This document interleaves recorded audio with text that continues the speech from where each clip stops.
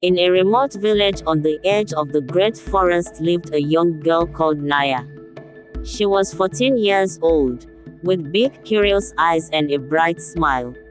Naya was always active, helping her mother and father with the daily chores.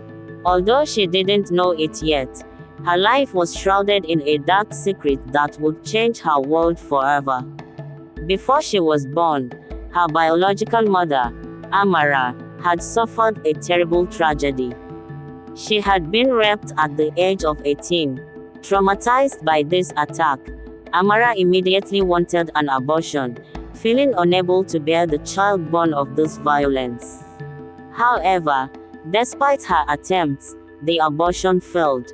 Time passed, and Amara was forced to give birth to a baby girl, Naya.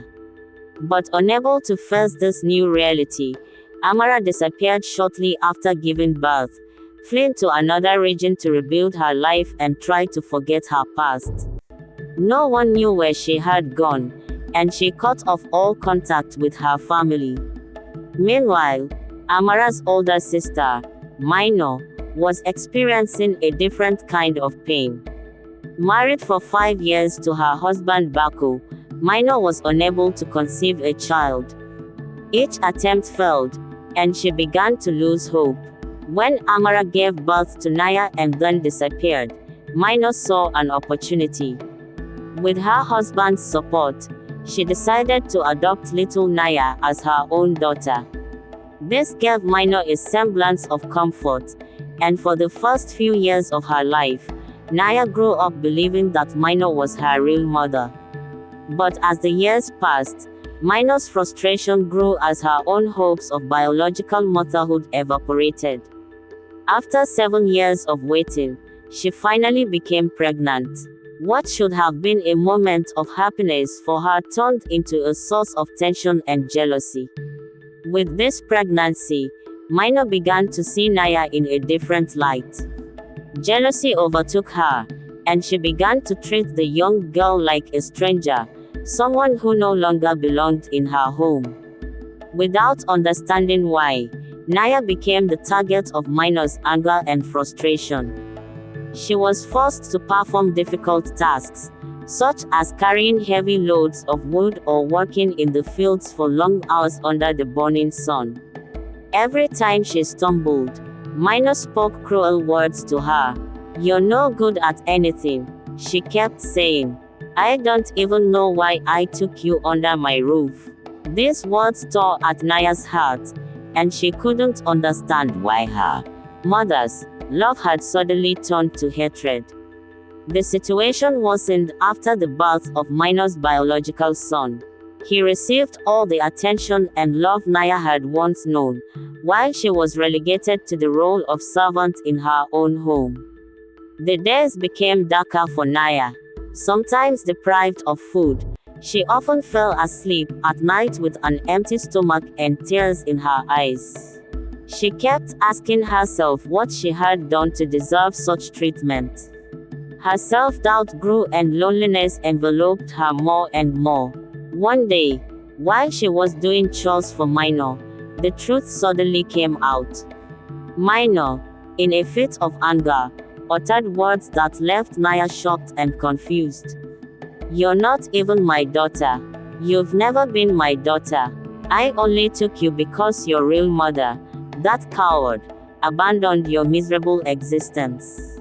These words echoed in Naya's mind like a thunderclap. Her whole world collapsed in an instant. Wasn't her mother her mother? She wasn't Mino's daughter, but the daughter of an unknown woman, a woman who had abandoned her. The revelation made her feel a mixture of anger, pain, and confusion. How could this be true? Why had this been hidden from her all her life? And above all, why had she been treated so cruelly if she wasn't responsible for her own fate? It was at this point that a glimmer of hope appeared in Naya's life in the form of a family friend, Echa. Echa was a gentle, caring woman who had always had a soft spot for Naya, watching her with sadness as she saw the young girl wither under the weight of Minor's abuse. Echa, worried about Naya, decided to confront Minor. She expressed her displeasure and concern for the girl's mental and physical health. But Minor, determined not to change her behavior, refused to listen. It was then that Echa took a courageous decision. She could no longer allow this situation to continue. One day, she asked Naya to come and live with her, away from Minor's abuse and violence.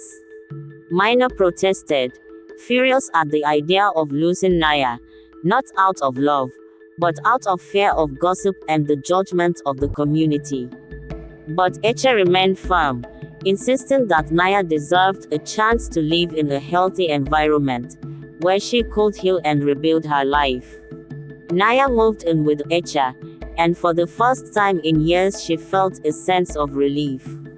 Although she still had deep emotional scars, being away from Minor's constant abuse allowed her to begin to rebuild herself little by little.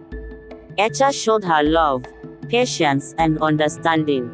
She gave her the space she needed to talk about her pain, to cry and, finally, to begin to reconcile with herself. Naya still had a long way to go. She had to face up to the shadow of her past, the abandonment of her real mother and the years of abuse she had suffered. But with Echa by her side, she knew she was no longer alone. Every day, she regained a little more of the inner strength she thought she'd lost forever. Growing up under Aika's care, Naya learned to love herself for who she was. She discovered that her value lay not in the love or rejection of others, but in herself. Over time, she came to accept that her real mother, although she had made some difficult decisions, had not stopped defining her. Naya was not the product of pain, but of resilience.